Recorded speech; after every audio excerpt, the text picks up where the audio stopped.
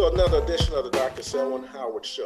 I'm honored to present this young lady, Dr. Rhonda Souza. She is a board-certified internist and gastroenterologist. Her biggest claim to fame, besides other things, is she's a medical school classmate of mine, class of 1991 at Howard University. But this is a dynamo here. We are very privileged to talk to her. Originally when I started to ask her to do this interview is because I recently had a colonoscopy and I wanted to go over that process with her. But reading about her is just really fascinating. She's doing some cutting edge things that will provide us with some new medical treatments down the road. Just a little history on her, besides her being my medical school classmate, Dr. D'Souza was a 1987 graduate of Cornell University in Ithaca, New York. She did her internship at Harvard-affiliated Beth Israel in Boston, Massachusetts, residency there as well. She did a gastroenterology fellowship at the University of Maryland Medical Center. And currently, she is the co-director for the Center for Esophageal Diseases at Baylor University Medical Center at Dallas. She's co-director, Center for Esophageal Research at Baylor Scott and White Research Institute. Without further ado, Dr. Souza, how are you today? Good. Thank you, Dr. Howard, for inviting me to chat with you today. I copied about 4 pages of your CV. You got, about 200 pages there? Oh, my God. That's why I gave you the Reader's Digest NIH bio sketch. That's right. You gave me the Reader's Digest. The Cliff Notes. You're a gastroenterologist. We talk about screening as protective for colonoscopies. I just had one a couple of weeks ago and, talked about it. Me too. Well, wonderful, great. I have we're going to add a little something. I couldn't record inside, but the pre-op time, the taking the Miralax that I took and the fasting, we'll talk about a little bit even on this show. Hello, we're about 20 hours away from this colonoscopy that I've been putting off for years and years. I'm a few years over 50, which is the cutoff. Some people even say 45, but this is the morning before. Me and the lovely missus just got in about 3 miles or so exercise, and we'll be seeing how the rest of the day goes. This is a odd day for me because you can only have clear liquids, no food, well, beverage of course, but no food. And I really don't want to have to repeat this colonoscopy, so I'm being very careful with what I do. Yesterday, I only had a slice of bread and a boiled egg for breakfast, nothing else. So we're going to get through this period, and I will see you all soon. Tell us about the importance of getting screened for colon cancer. Oh, that's totally important. I mean, that has been shown to reduce, death, mortality.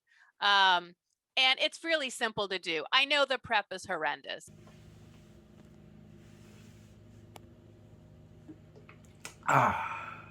So we've started this Miralax. This is part of the cleansing of your body. We are having our colonoscopy. It's now 6 o'clock in the evening. My colonoscopy is scheduled for 7:30 in the morning. I have to be there by 6:45. But this is part of the start as well as Dulcolax tablets. I had to take that at 3, and then I have to take that back at 9. I have to drink half of this within the next hour or so, and then the other half at 1 o'clock in the morning I have to get up again. So this is Gatorade here, but it's also mixed, and it's not bad, but not too bad, especially since I have not had anything to eat today. So stay tuned. We'll see you in a little bit. But if you can just survive the prep once every 10 years, once every 5 years, it's really been shown to reduce death from colorectal cancer. Hello all, it is 1 o'clock in the morning.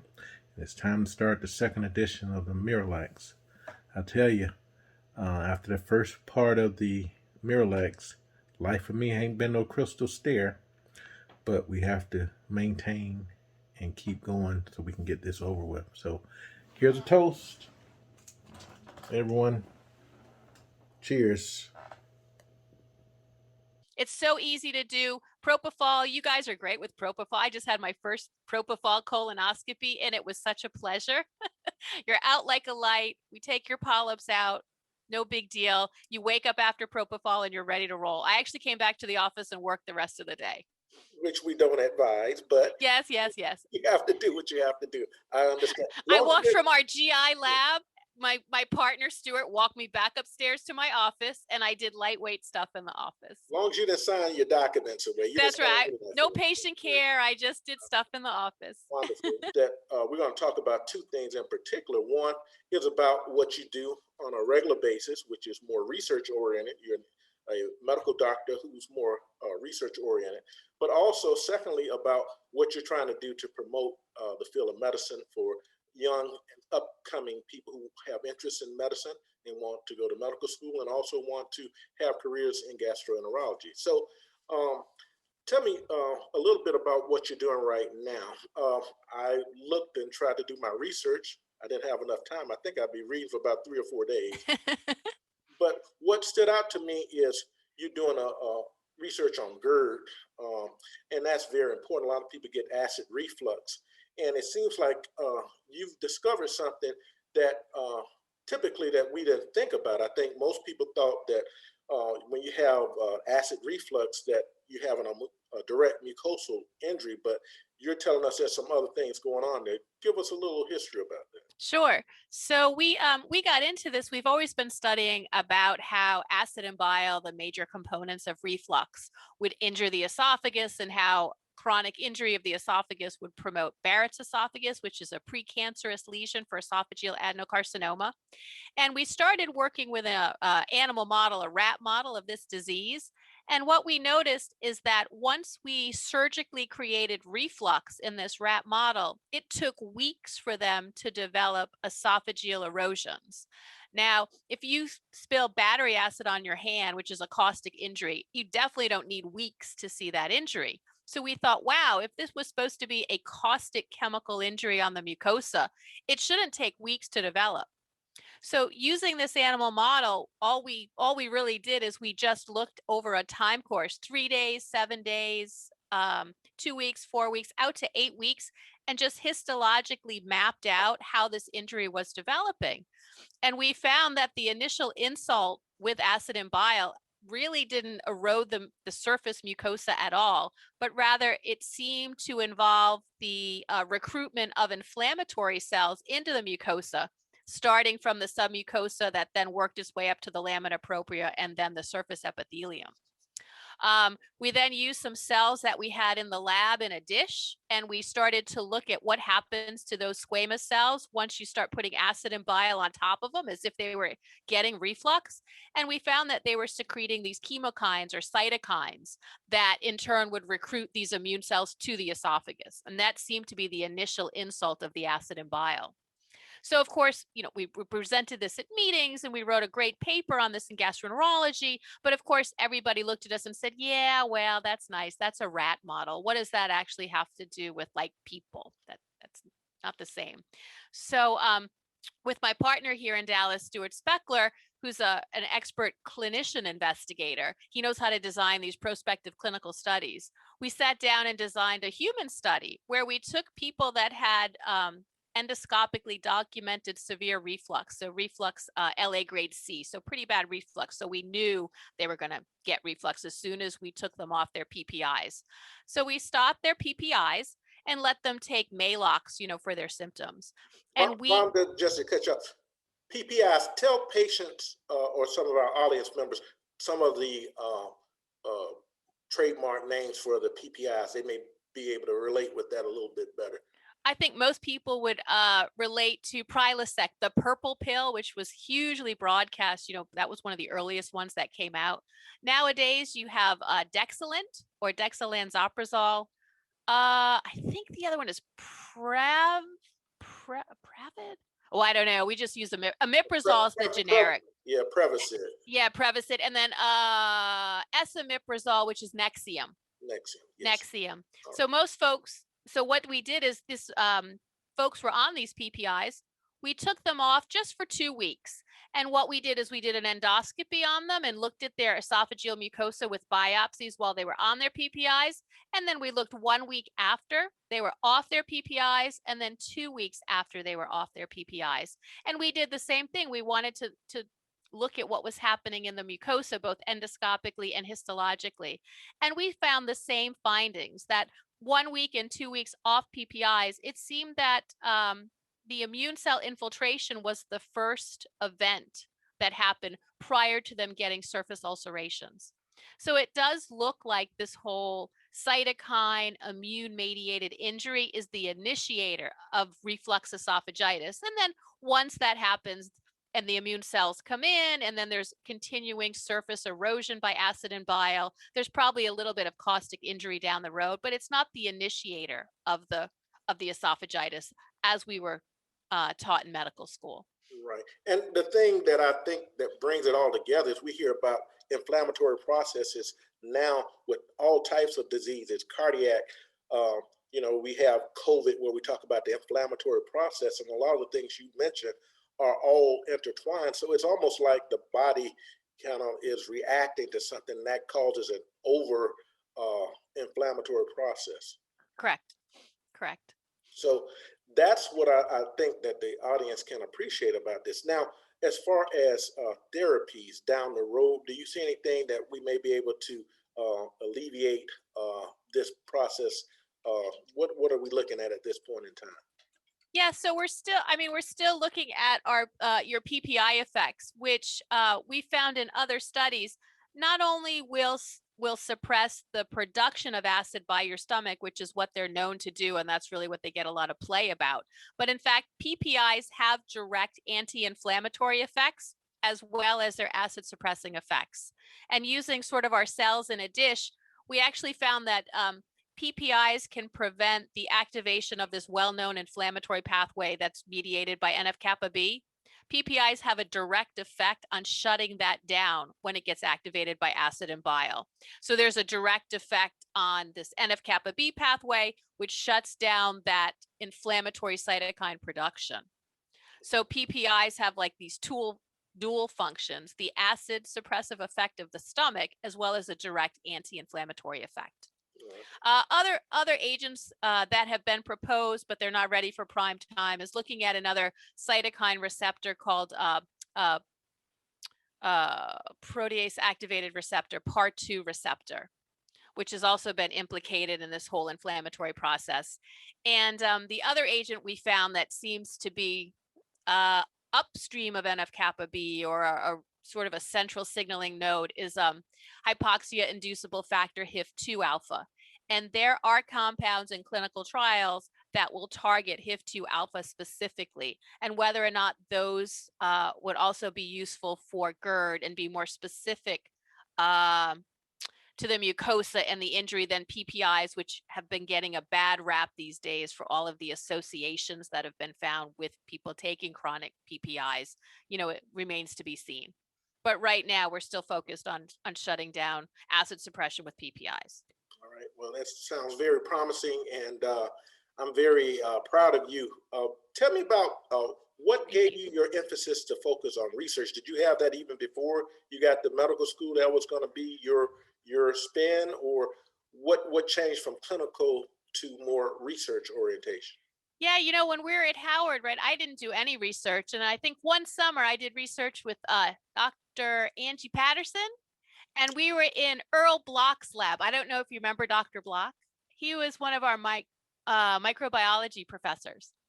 And I did a little research, and I was like, yeah, this is okay, but that wasn't what I went to medical school to do. So I think what happened is I was always interested in GI and acid suppression. And back when we were in medical school, right, ulcer disease was like all the rage. We really didn't know so much about H. pylori, and it was all about, too much acid production.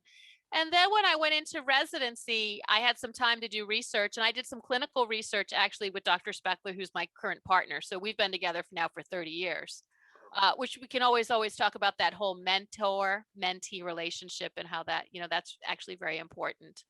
But then I did clinical research, and I was having trouble, getting a GI fellowship spot. But I got one at University of Maryland, and Stu Speckler looked at me and he goes, you should really go into the lab and do some molecular biology. And, what did I know? I was like, okay, Dr. Speckler, if you think that's what I need to do to be successful in academic medicine, I'm just going to do it. And so I ended up doing that during fellowship. I loved it.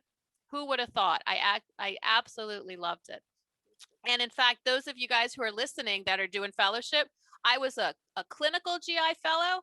In fact, I switched tracks and went on to the research track in the middle of my fellowship, which is like nobody ever does that. People always start off on the research track and switch to the clinical track because nobody wants to really do research. And I went the other way.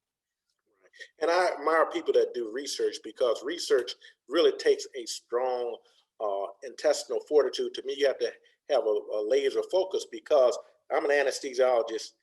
I have a short attention span. I like to see something. I give you some 20 seconds or so, you're asleep.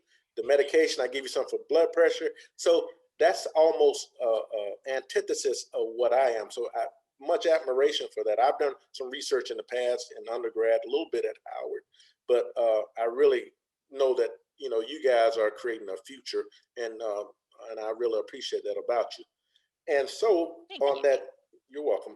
And on that, we have a segue way which we're gonna go to, and that was you're talking about mentoring.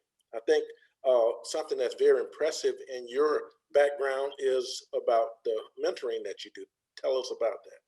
Yeah, I really enjoy mentoring, and so I do it both locally here at Baylor, but also at a national level for the American Gastroenterological Association.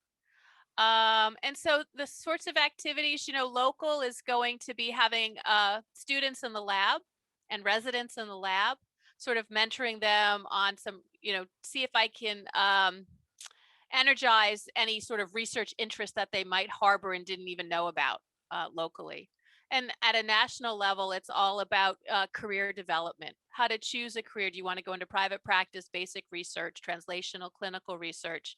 How to pick one that's right for you and find a career that's just going to make you want to get out of bed in the morning and, stimulate your intellectual juices. When does this start? Do you reach out to people, or they reach out to you when they're in undergrad and college? Are they medical students? What process? High school? When does this start for you? So with me at this institute now, I have had kids that are in high school reach out, and there used to be awards directed at high school kids. At our research institute here, you have to be over 18 just for legal reasons to come in. So what I've had happen is that most people have found me.